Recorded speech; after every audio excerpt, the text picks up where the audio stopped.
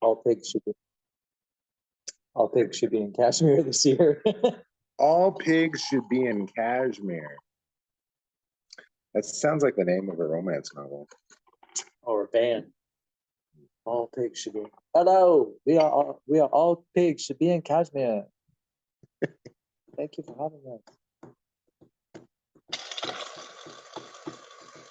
Hi, everyone. Welcome to another rendition of our full moon discourse.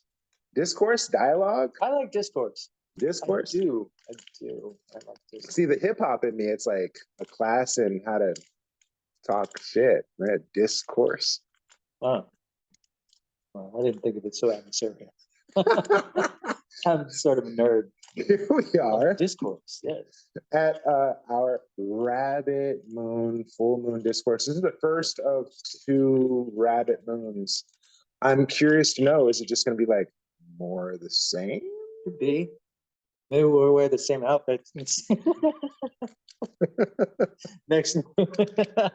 Or just record that one now. Yeah, just send it out. Yeah. Yeah. No, Hi. it'll be different. Huh? I'm going to serve tea. In spring. Welcome to spring. Here's Naoko. She's implied. She was out of the country for a while. Yeah. Welcome back. No, I was just saying that it's like it feels like a long time since the rabbit year talk, actually, and it's only been a month. It's like been pretty intense, I feel like, and was curious. I'm curious how other people have been experiencing it. There's been a fair bit of intensity in the first moon for sure. But yeah, as far as rabbit in a rabbit moon, rabbit moon in a rabbit year, geez, good question. I think the theme, there's a lot of different themes we could talk about. I think there's a lot of different directions to go, but the thing that's up for me right now is education. The theme of education, as that's a big part of the theme of the second moon. Not even just referencing, like the rabbit moon is a kind of pause along the way. So if we think about Yangwood, which is a tiger, right, is like this sort of initiatory lurching quality. I can't sit still. Something needs to break, right? Something needs to change. And when it comes to the wood rabbit, which is the moon we're in the wood rabbit moon. It's a yin wood rabbit in a yin water rabbit year. So lots of rabbit. And the sensibility around the rabbit, the yin wood, is listening, is a kind of attentiveness. So you have attentiveness with yang wood, but the emphasis is more on impulsive action, right? And when it comes to yin wood, the emphasis, it's not exclusive, right? The yin, they're the same, right? Tiger, rabbit, same, right? Except the emphasis is different, and it's particularly accentuated in a water rabbit year. The depth of listening, that is available. And that listening comes through sort of a necessary sort of pause. It's the other half of Wood's response, which is, I don't know, maybe, could be, I don't know, and the first half of Wood's response is that, I have to now, and but both the tiger and the rabbit have a kind of quality of maybe. I mean, I guess. What do you think? So when we get into wood rabbit, it will be incredibly accentuated. And I think that the difference between the first wood rabbit and the second wood rabbit is the level of maturity that we've cultivated. Because right now, we are 2 weeks away from the second rabbit moon, and 2 weeks away from the equinox. What? So what is the equinox? The equinox is when, like, basically they're equal. Yin and yang are equal, right? In a kind of proportionary relationship, right? But what's implied by the spring equinox is we know which way this is trending. It's not just that things are, they're zeroed out. It's that we know what the trend is. We know which way this is headed. I know where this is going. Not equal. Trending. Trending, yeah. So the emphasis is like, yeah, there's a kind of sense of balance, and we romanticize balance, in this culture, and that's kind of not the point. It's nice that there's a kind of equanimity potentially, where there's like a kind of mutual influence. But the real emphasis from this tradition is that we understand at the spring equinox that one is trending upward and the other one is on its way out. So that's kind of really the rub of at the points of the equinox, is that we know, the direction, we know where things are going. So then what are we talking about? We're talking about the cultivation of yang qi. Is it being nurtured? Is it being cared for? Is it being guided? Because yang qi at this point in time has enough strength to take instruction, but not enough strength to actually accomplish anything. So that's something that we forget, especially in this culture, is that we think that, time to get going. You're still working with the reserves of winter. So the baby chicken can come out of the shell, but the baby chicken can't lay it. Exactly. And the baby chicken can do really stupid things that endanger their life, right? That end the possibilities of working with the openness and the freshness of the season, which is accentuated because we're in a rabbit year, right? So that freshness is really, really potent. And perhaps, even in a water rabbit year, not just about this year, but an echo of all the potency that has ever existed ever. I mean, it's like really deep, kinds of chi that are available. And that's why I went with the theme in the year talk about overwhelm, right? And how to and the inhibition, overwhelm that's happening. And if you're attempting to overcome in the first year, you actually you could set yourself even further back. These are still risks, when it comes to the rabbit year. It's just that we're less likely to be impulsive, perhaps. We're much more likely to be sensitive, and maybe, as a friend of mine put it, kind of in a place of constant dread. Not a bad place to be if you want to be safe, so like you have to look at it in the sense, or at least what I encourage is if you're feeling dread, yeah, good, don't do nothing. It's like what Matt would always tell me if I was injured: stop training, rest, stupid, but if we have like this desire to keep pushing, I think that the potential is, in this particular moon, is debilitating levels of exhaustion. Yeah. So it's listening and education. If we're thinking only in terms of seeking advantage, this is a constant thing I work with a lot in terms of writing about this tradition for our culture. Like, everybody's here trying to get some advantage. Like, honestly, that's why we listen to astrology. It's not because, it's probably because we're funny, but like, I'm funny. Yeah. Look, there's something to that, but our interest has also a lot to do with that we're looking for advantage. Like, tell me what's going on so I can, X, Y, or Z.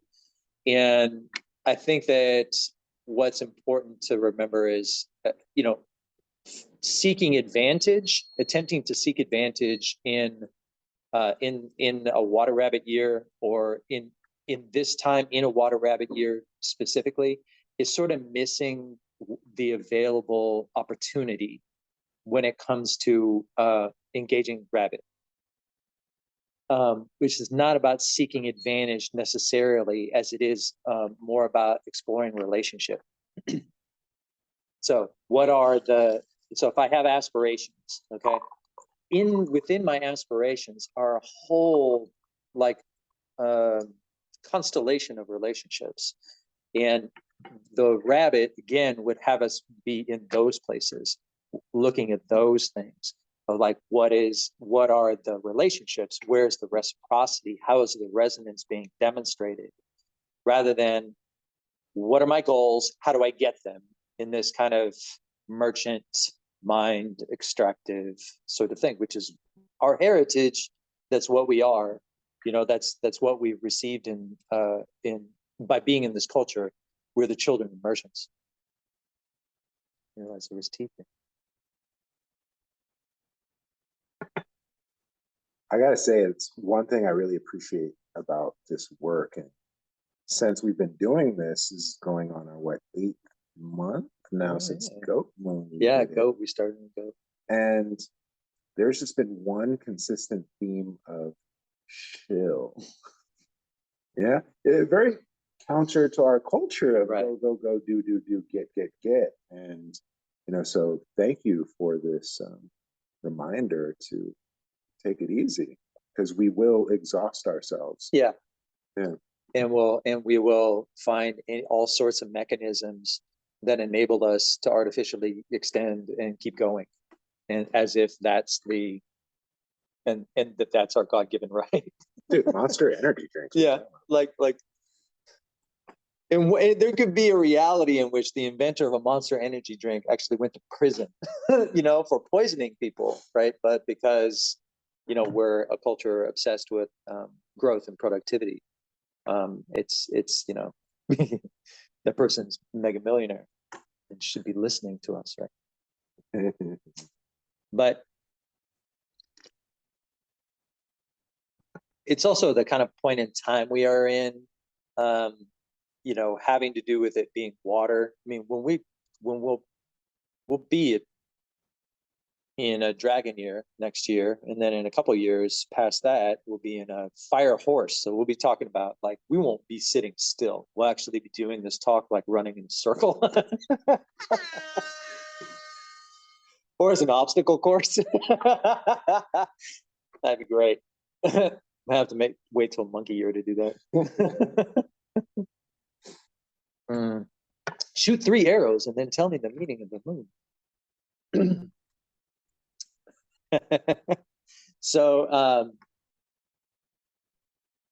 So in this time, we're cultivating yang.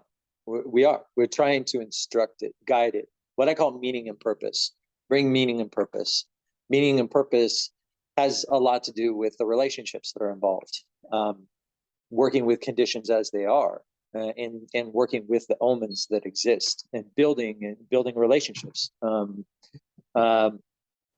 Being a rabbit moon is kind of everything. You're sort of networking and cultivating trust. I had I'll give you a personal example. Like of a most glorious failure, actually, but like perfect example of because I had to sit with it because I was so confused. Why didn't this work? I was very inspired to start this project like right away at the beginning of the year.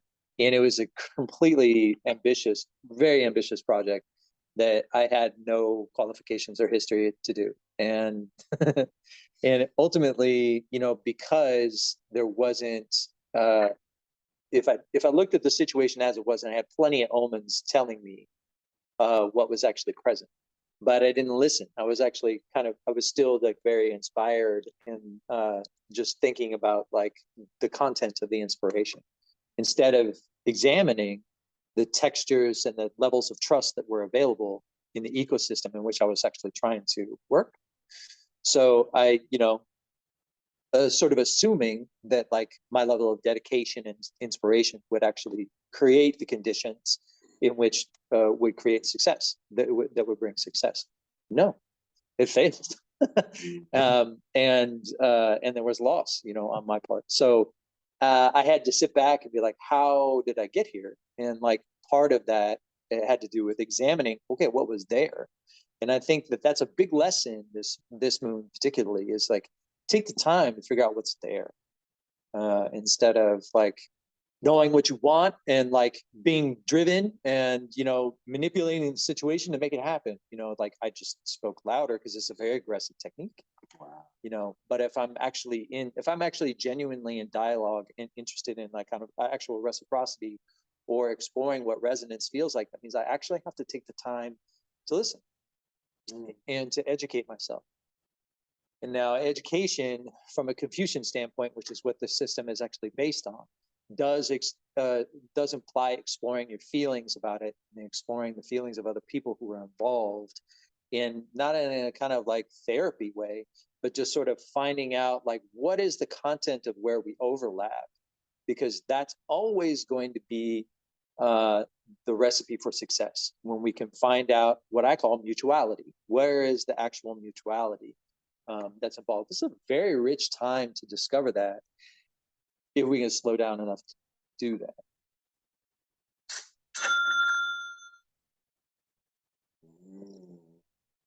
Which is why everybody's frantic and freaking out, is because we don't. And then we find that we're surrounded by, ghosts and people we don't really trust. And everybody's like, oh no. Like, yeah, oh no. That it's flawed. The whole thing is flawed. Should be a new segment. Doom! Should be a new segment. Are you a ghost? Oh. How would you know? Am I a ghost? How would you know? Good tangent. I mean, it's a good question. How would you know? Ghosts don't know that they're ghosts. That's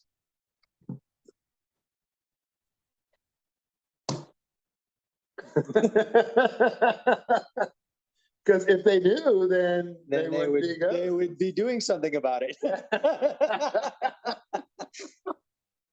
Ghosts are, in this tradition, are like a broken record. They're just, gotta leave the light on, gotta leave the light on, don't leave the light on. Like they're just constantly in that sort of, that they don't experience context, because they're only in one situation, for a very long time. Okay. Isn't there another conversation of ghosts just being kind of lingering ancestors whose stories are untold? And so it's like we feel like we're haunted, but really it's just ancestors saying like, hey, pay attention to me. Yeah. Well, think of it like, I was just having this conversation with a friend of mine about that. Like, think of it like a weather pattern. Well, every March, we get the fog. It's the same sort of thing. Like that and it may be related to, like Ming would talk about, like it may be related to a specific ancestor's, like either birth date or death date. And if you have a connection, meaning that, your physiology is so complex, like all of our physiology is so complex. I mean, like we got it going on, like, like it is dynamite, the things that we can do. Where did you think that came from? like it's not, we call it in the modern world, we call it genetics, as if it's like just lying around, like soap, like the genetics, like back up even further, like where did this information come from? And it's always kind of understood, at least in this tradition, that it came from all the people that were born before you, and with those tools that they graciously provide, come conditions. Like, and many of those conditions are just like, I don't need that. Why don't I like biscotti? I don't know, but like I don't, and I like biscotti. But like if I didn't like biscotti, it would be like the tastes kind of thing could be connected to like a preference that's that has a tendency to be developed in this lifetime based on the conditions that we receive. So we don't come into the world tabula rasa. We actually do come in with a sort of a tendency, a general tendency that is, that is deeply ancestral, and also in some cases like circumstantial to the place in which we're born. But there's always a kind of fate component to it.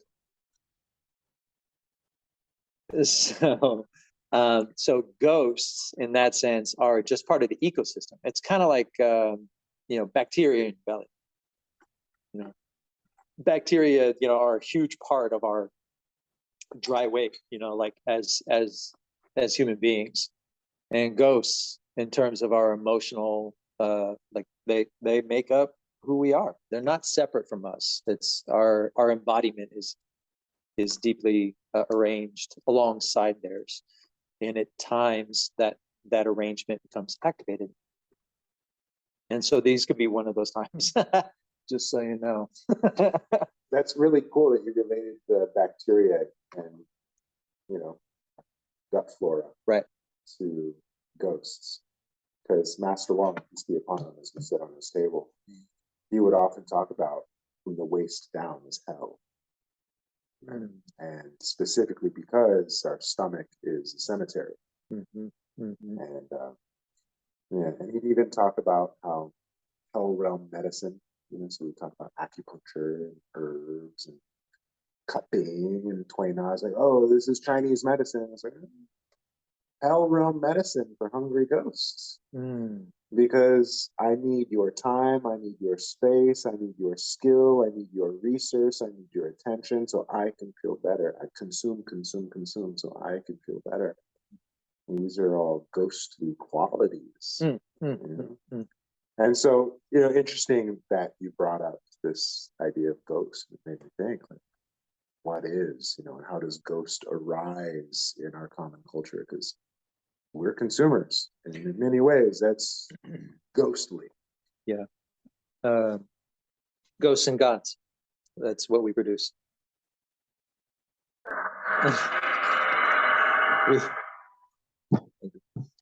We're very good at producing both of those things. Like, we're masters of producing both ghosts and gods, but not so good at human beings. Yeah.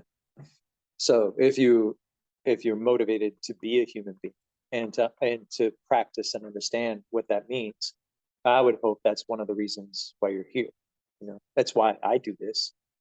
I don't look to be empowered.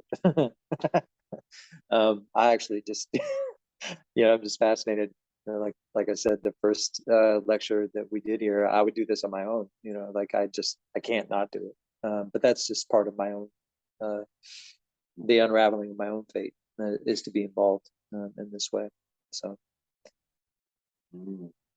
how do you educate a human being?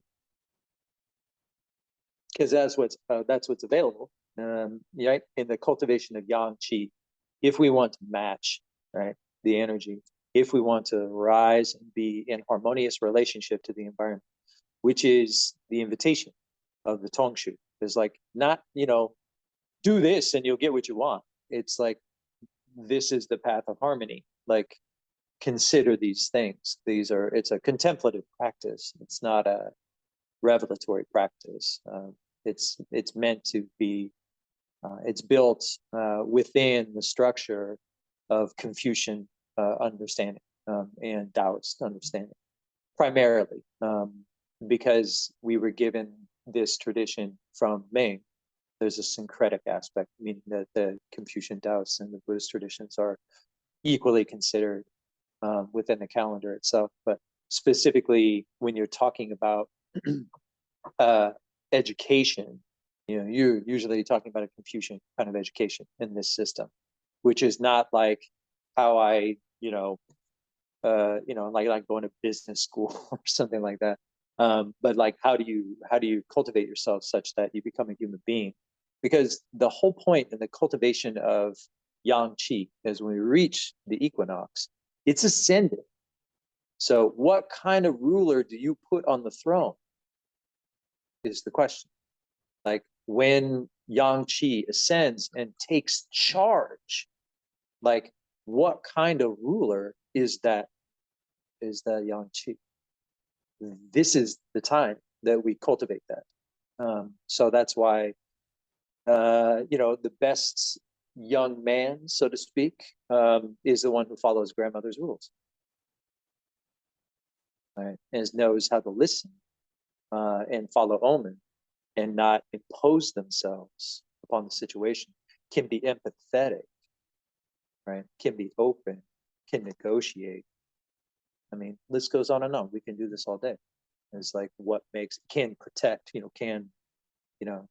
the notion of what makes the emperor, and this is the image of the dragon, which will be, the fourth moon this year, technically a third moon, but we have two rabbits, is that what makes the dragon effective instead of just absolute chaos, because the dragon will destroy the coast of California, no problem. But like, if you want the dragon to be productive and to rule like in a harmonious way, then that dragon has to be capable of tapping into what's in the heart of every human being.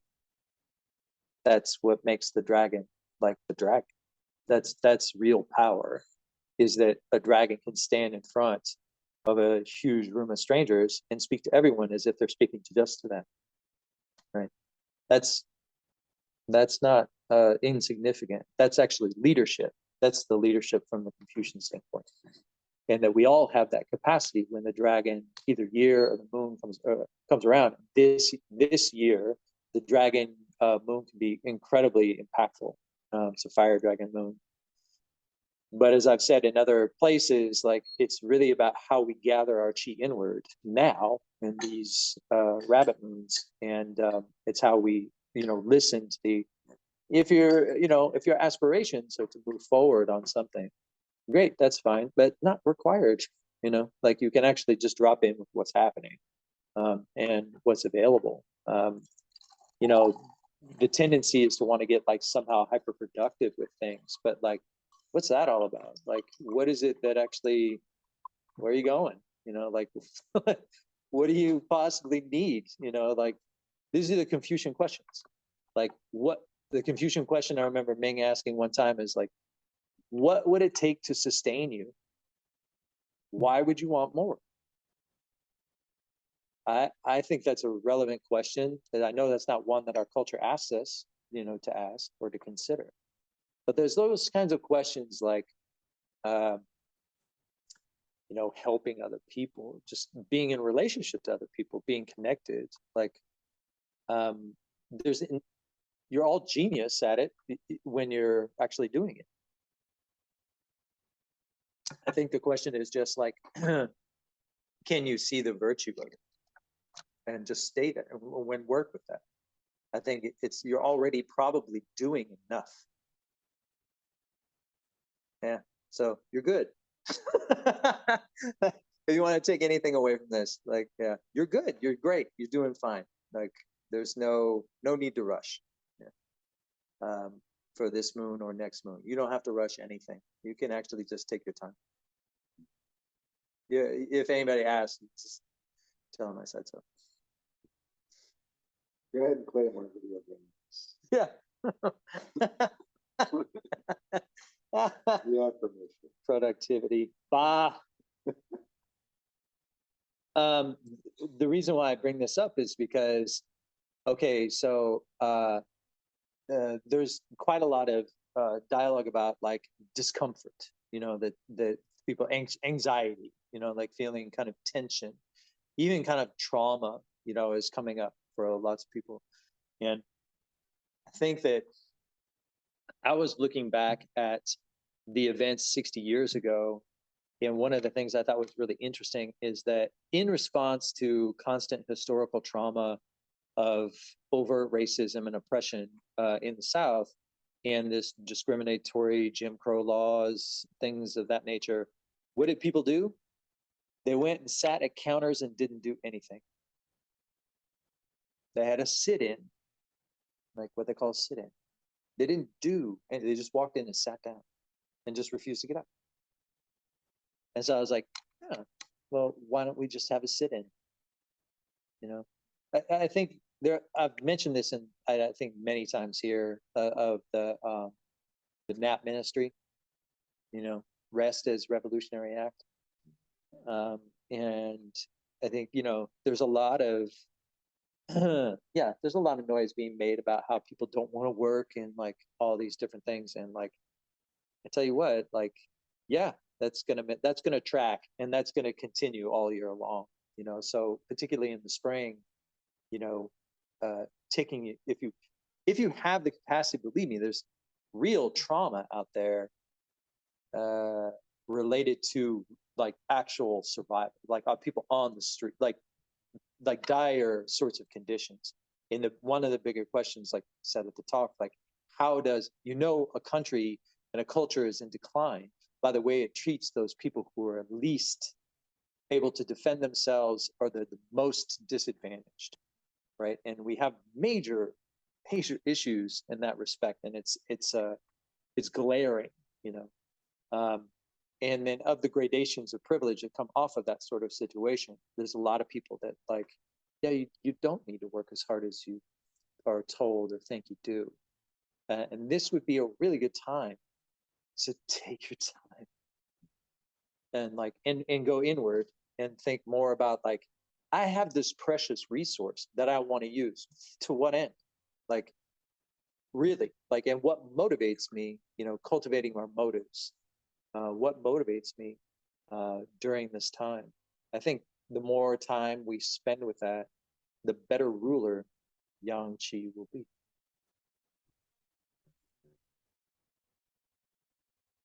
So kind of grooming. Yeah, grooming. Yeah. Education, grooming, pacing, a lot of themes here.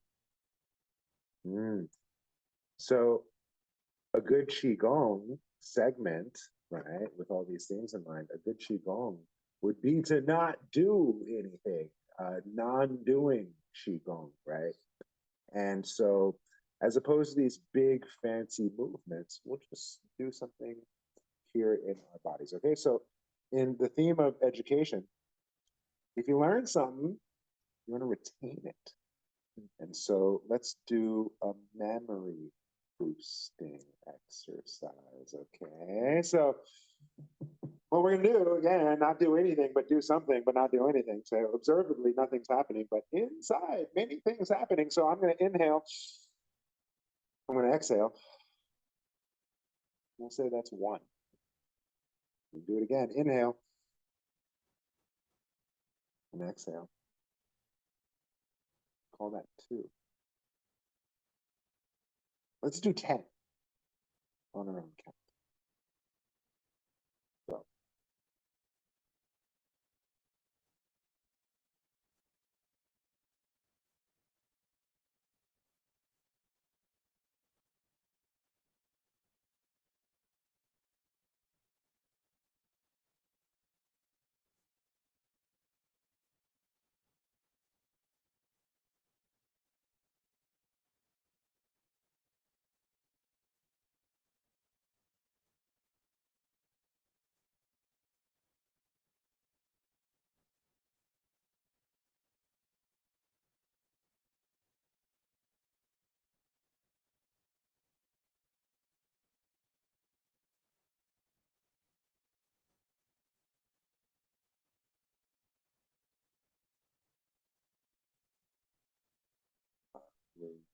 Wherever you are in your practice, let your next breath be your last one.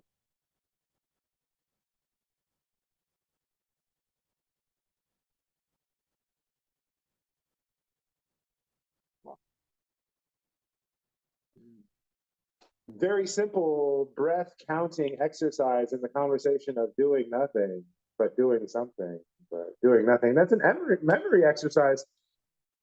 And how is that for memory? Consider you can mix it up. So we just inhale, exhale 1, inhale, exhale 2, and you count from 1 to 10. Well, what if you did 10 back down to 1? May not be hard, may be simple. Try it. The challenge comes when you really start to mix it up. So get that you can count 1 and then 10 and then 2 and then 9, 3, 8, 4, 7, 5, 6. You can count from outside in and inside out. So it's a concentration exercise. It's a focus exercise. It's intended to confuse you. Yeah, try. Yeah, build your memory. Good cookie? Yeah. Do you have more of these? Naoko brought cookies from Japan. Okay. Next segment. What would Ming do? Oh man. I don't know. Someone's trying to come in. Someone came in late. Hold on, where you at? Welcome, welcome, welcome. Ming would finish the cookie. Naoko, you might have to do it. There you go. See, that's There she is. There she is, Mrs. Naoko. See it? Yeah, press the arrow. But you can do it up top. Just See up scroll. top? Yeah, All the way at the blue top. button. There's a blue button. Yeah, middle of the screen. Oh, too high. Hey, almost there. Blue button. Blue button. There's an ice cream called Blue Bunny, which is really good. Ming would not eat ice cream. That's what Ming would do. No, he would definitely not, especially not right now. It's so cold around here. Yeah, that's an interesting segment. I think he'd probably be in hiding. I mean, mostly all year, given the fact that it's a water rabbit year. Water rabbit is again, a water rabbit's not a go-getter. Water rabbit cheese, not a go-getter. In fact, it's working it out in their imagination many times before they ever leave the door. That reminds me of the fight scene in Hero where Jet Li. Yes. And Donnie Yen. Yeah. They have the whole thing. And they don't even fight. They don't even fight. They just like in that space and the whole thing gets played out. And then when they do move, it's one move. Because they're so deep in their imagination. Like that it's a chi relationship. And I think that in some ways we as this culture, we disregard that. But there's this idea in the dream teaching that I remember him talking about, meaning that we spend a lot of time disregarding what's happening in our dreams because we have this narrative that like, oh, I'm awake, and somehow that means something, and that in his dream teaching was essentially that it's a continuity. And in the continuity of your dreaming life, there may be images and symbols and relationships that are demonstrated that can be here in the so-called wake life as well. Like no separation in actually, if you look at it from a chi perspective, we might prefer, the reality where I get to identify the clothes I wear. Like I may not be an accomplished dreamer. I like to dream, but I'm not like an accomplished, like I don't fly when I want to, like it's not relevant. It's just to say that dream world, and particularly in a water rabbit year, is very important. But it's important if you do two major things. First thing is, don't look at your dream world as something incomplete. That like obsessively try to figure it out or like take it somewhere. Like you can leave it alone, really, and just sort of like maybe massage it a little bit, sit with it. If something is relevant in your waking life as an experience, and then because this is an associative tradition, this is an analogous tradition. If I dream of butterflies, and then I go down to the park and there's a whole bunch of butterflies, or some kind of something analogous to butterflies comes through my way, like meet somebody with a butterfly tattoo, like, right? You can get really creative with this stuff. It's just to say that thinking analogously and associatively to our experience, and not drawing distinctions in value systems between one form of experience and another, waking versus sleeping. We actually have a lot more available to us in a water rabbit year than we might think. But if we're judging, our experience of water rabbit year by sheer productivity or some sort of like external, I was able to do a lot of things and then I think you're missing out. You're actually missing out because you're chasing something when the richness is literally all around you.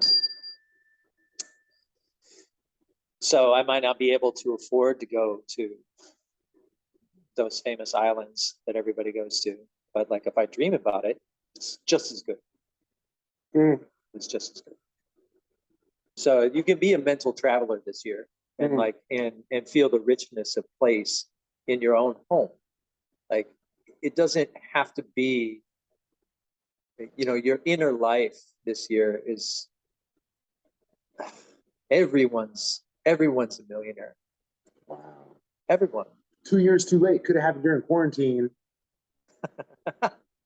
This would have been the best time. If we had, listen, I have thoughts about the rat year. Like that was a missed opportunity, folks. We all know it. It was a major missed opportunity to talk about to adjust our standards of understanding growth. It was a year to as I said in my talk that year, it was a year of embracing editing excess is what I said, something to that effect. Like it was a year to edit out excess. Excesses were out. And, and we got hammered, and it was a year for contagion, rat year. But it was an opportunity to look at the excesses that we think are normal. And we didn't. We just only freaked out about how much money we were losing, whatever that means. So they're all constructs, and we had an opportunity to actually reinvent the entire thing. And so we could have been all dreaming together this year. Well, thank you for segueing back to dream, because I had a question about dream, and specifically this kind of dream yoga practice. And there are conversations of having dream time classroom where, say, you and I are meeting in a waking state. We agree to meet in a dream state, and we go and gallivant in dream world, and we come back to waking state, and we compare and contrast our experience. Okay. I've heard of these things. And there was a time when my Kung Fu teacher, who was teaching me this stick fighting sequence, taught it to me in my dream. And the very next day I went to class and we did the exact same thing, and I learned it that much faster because I saw my teacher in the dream the night before. Yeah. And so it actually happened to me. And so I'm curious to know, is this a thing that could be? Well, you already know it's a thing. You've experienced it. You just told us that you did it. And is that a thing? Snickers are great. I've had them. They're good, right? Yeah, it's good. I think that it's like most things, it's a chi relationship, and entering into, you developed, talk about education, you developed because okay, so I'm gonna roundabout. I have a gift for you. I forgot to bring it. Damn. Next move. You guys witnessing the mind of Seanan? Yeah, it went 4 different places all at once. Welcome to my world, everyone. I think if you read my writing, you understand. So I'll come around to answering your question in this way. What is education? What is education from from this tradition standpoint. It's transmission. Bottom line, is a transmission. Martial arts, whatever. It is some sort of chi transmission. That's sort of and so there's a lot of different ways in which you can be educated if you take that, because it's not like, okay, you gave me 4 things to memorize, and like, what was that third thing? Like it's not, it's not anything like that. There can be those sorts of things involved, but ultimately, as if you treat education like a chi transmission, then there's a lot of techniques that you can employ, to bring forward the transmission. And one of them is that kind of dreaming practice, where you like you haven't developed a connection already several stages along that road. That's why I like this thing you're talking about, with 2 people meet up and they agree to meet in their dreams kind of thing. Yeah, maybe if you've developed a connection over the course of several months through, either ritual or some sort of like shared meditation practice, I can imagine the steps that it might take to eventually get to this point where you're like, okay, Jim, I'll see you in my dreams tonight. Okay, meet by the yellow tree. Okay. But like, I think there are several steps that are in a heritage, in a tradition, in a lineage that you're already resting upon, much like your teacher he was able to do those things because they have been done to him. Guaranteed. And that he could take that knowledge and he could take that and gift it forward. So that's but that's why education, when I say education, second moon is time for education. Be like, we're like taking a class, no, I mean, again, study new things, like check out documentaries, read books, whatever. Like there's always a transmission going on, meaning that we're always practicing what our view, our method, and our fruit is. So our view is always on display. Like even the view that we're operating as something in our society, the view that we sort of tolerate in order to put gas on our car, maybe. Who here actually loves the money in their wallet? No one. Maybe a small number that like have a fate to be like, it's just so precious, But no, typically not. Like you are obliged to follow a view in order to meet your basic needs, right? But so you're participating in a chi relationship. You're participating in a transmission. And if you have children and you have to introduce them, no, that costs money. We can't afford that. That's a view immediately transmitted to a child. It's a programming. So we're always in this place where we're practicing view, method, and fruit, and those things are related. Like we can share the same view but have a different method in relation. Work in, I never touch money. Like I beg on the street. Same view that you're participating in. This is a different method, and so the fruit is very different. So you can use this with anything. This this 3-part understanding of our activity, and within that is a transmission. It's always some transmission that's happening there, whether we're this kind of, I'm doing a level of exchange, buying something online, tipping somebody at the store, whatever. That, as that particular example, there's always some intimacy. Rabbit, there's an intimacy in that is not only at the level of the individual, one person to the next, but there's a historical intimacy that goes along with that like you can spend a lot of time looking at, and we should, because all those things right now in this society are like gaping wounds. To bring the mood down, but like it's like they're like we're bleeding out, and like and a lot of that is because we're not bothering to dress it. We're not address the wound that has been, partially healed, scarred over, ripped open again. Like for decades and hundreds of years as a society in general. So there's a lot of richness in the statement that I just made. So if I'm say so myself. Maybe not. So education. Don't do stuff. What's the view? Chill out. What's the view? What are you cultivating? Yeah, how you view it is how you do it. Yeah. What is the, Yang Qi is going to ascend. Nobody feels like anything's going to happen right now because it's double rabbit. But believe me, things are going to move. And like, you want to know what meaning and purpose you're using when things start to shift, because there will be a lot of people that don't, are very unconscious of the view that they're operating with.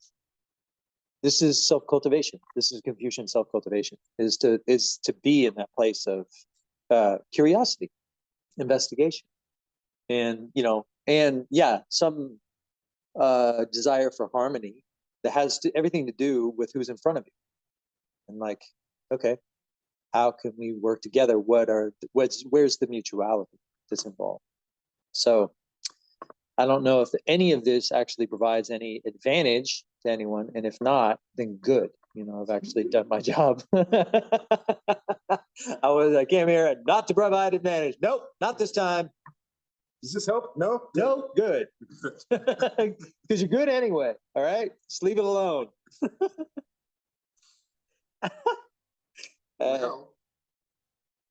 Any questions? Sorry, I shouldn't be so flippant. Let's see. I turned off the ability for people to talk, but you can chat. So if you have questions for Brother Shannon or the lovely Naoko. I don't like where she got these cookies, because like they were good, man. Okay. We have Mina, we have Mara, we have Serena, we have Mary. Hey, Mary. We have Connie. We got a crew today. Welcome, everyone. Today's tea, we're drinking a Sheng Pu'er, a raw pu'er from 2021, Jingmai Mountains. This was the tea that we picked to commemorate my son's birth. Very, very special tea. And here we are embarking on spring. So spring tea. How was I supposed to be sitting over there? And I have this kind of tea. Like, man, come on. It's like the tea. You gotta have the tea. I mean, that's my answer. I don't know. All right. Well, whoever it is that just came, we're wrapping up. So, wow. Yeah, I think that was mostly it.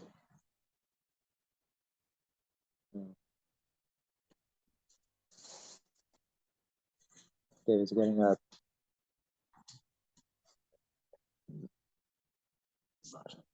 Oh, what's up, Sasha? Sasha came just in time to say goodbye. Oh, Connie has a question. What is the Connie the Asker. hello, teacher? Where did you get the cookie? Yes, good question. We do Polestar astrology and Feng on the diagrams of the let's see. What is the I Ching hexagram? 4. I mean, that's a good one. What was the other one? I am 4. Immaturity is a good one. It talks about like basically the difficulties that come not from immaturity. No real obstacles. It just means like that things don't go smoothly because you're just doing it for the first time. But oh gosh, damn, I wish I could remember what that hexagram was. More education. 4 is good. I mean, there's a few that you could use. Thunder, I think that's 51, which means just like sudden movement. There was one in particular that I was thinking about here. Let me see if I can find it, which is about, oh, it is hexagram 1. This is something that's very good for tomorrow's auspices, because tomorrow we go into the sort of spring week. Tomorrow's pretty potent shift in the chi, where things will be much more accelerated. And in that, like, I mean, always good to look at hexagram 1, yeah, heaven, like the initiating energy. Hexagram 1, line 2. But in general, I would look at, 4, 51, and 32, constancy, which basically also means perseverance, and what it's like to be steady, right, and calm in our progress. Science, all in the numbers. There you go. Honey, that was for you. Thanks, Connie. All right. See you guys next month. Bye.